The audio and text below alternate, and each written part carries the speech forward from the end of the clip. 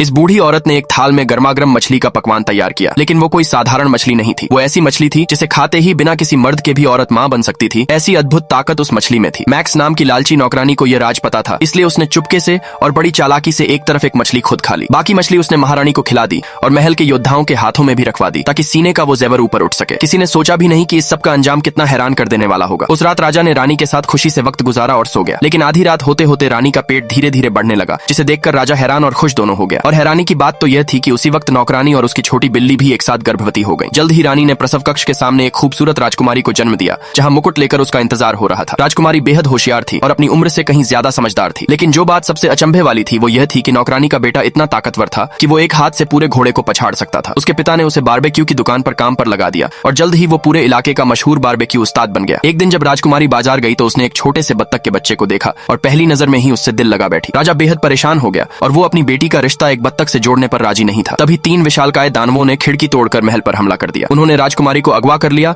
और भागने की कोशिश की, लेकिन छोटी राजकुमारी ने एक फूलदान उठाया और बहादुरी से मुकाबला किया। राजा ने भी तलवार निकाल ली और दानवों का सामना किया। आखिरकार दानवों को समझ आ गया कि वो हार जाएंगे और वो भाग खड़े हुए। उसी रात उस छोटी बिल्ली ने उन तीनों दानवों को बदला लेने की साजिश करते हुए देखा। दानवों ने चांद को चुरा लिया और जब उनकी वो चाल कामयाब हो गई तो पूरी दुनिया में अंधेरा छा गया। हर तरफ बस एक सफेदी विहीन रंग रह गया। वो छोटी बिल्ली फौरन उस ताकतवर उस्ताद के पास गई और ये खबर सुनकर सारे गांव वाले भी दहशत में आ गए। अगले दिन राजा ने सभी योद्धाओं को इकट्ठा किया और ऐलान किया कि जो भी दुनिया में रोशनी वापस लाएगा उसकी शादी राजकुमारी से करवाई जाएगी। ये सुनते ही वो छोटा उस्ताद आगे आया और उसने एक बड़ी बाल्टी पानी मांगा और चल पड़ा। जंगल की गहराइयों में खोजते खोजते आखिरकार उसे एक राक्षस मिला। बत्तख के उस बच्चे ने फौरन उस पर आग के शोलों से हमला किया, लेकिन वो छोटा बत्तख बाल्टी के पानी से उस आग को बुझाने में कामयाब रहा। फिर उसने चांद को वापस आसमान में टांक दिया और पूरी दुनिया में रोशनी लौट आई और इस तरह वो उस्ताद